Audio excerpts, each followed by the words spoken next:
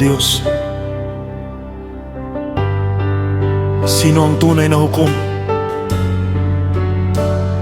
Kapag ang mundo'y walang katarungan, Ikaw ang aming inaasahan.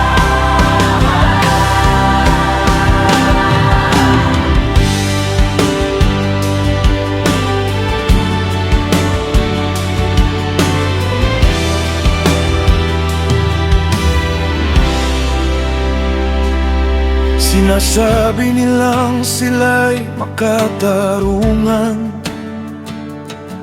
ngunit ang puso nila'y puno ng kasamaan.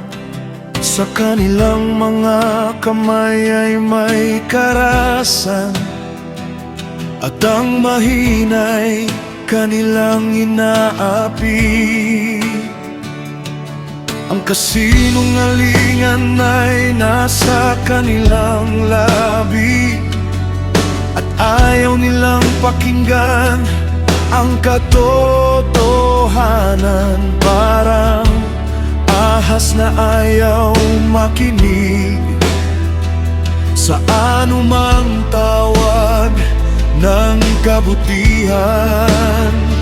Ngunit nakikita mo, O Diyos, ang bawat lihim ng puso. Hindi man makita ng tao, walang nakatago sa iyo.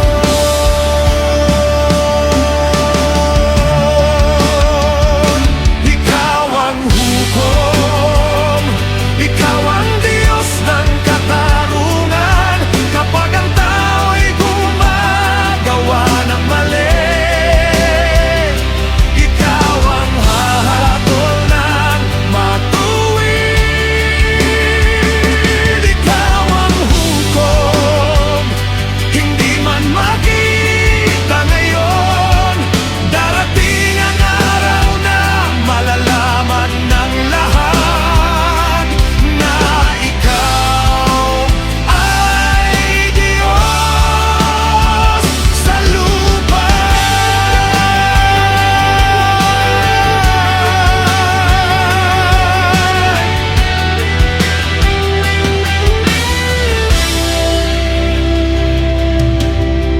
Huwag mong hayaang maghari ang kasamaan.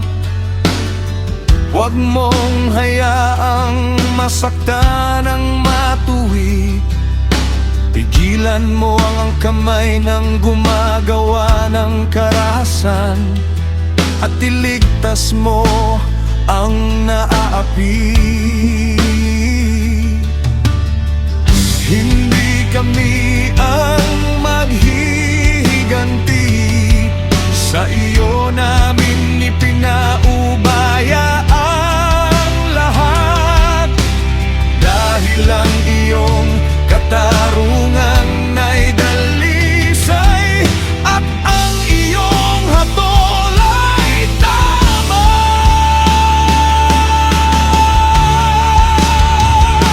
Ikaw ang hukom, ikaw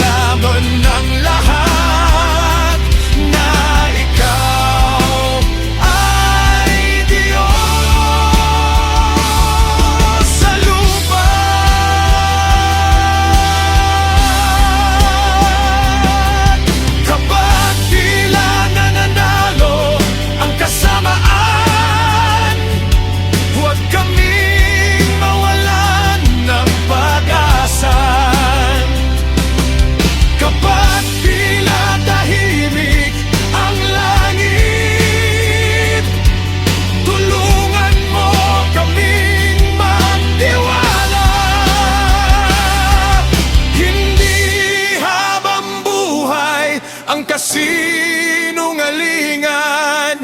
Hindi habang buhay ang karahasan. Ang iyong katarungan ay darating. Ikaw ang hukom, ikaw ang Diyos ng katarungan. May gantimpala para sa matuwid, at ang iyong pangalan ay dadakilain. Ikaw ang hukom, ikaw ang aming pag-asa sa mundong naghahanap ng katotohanan.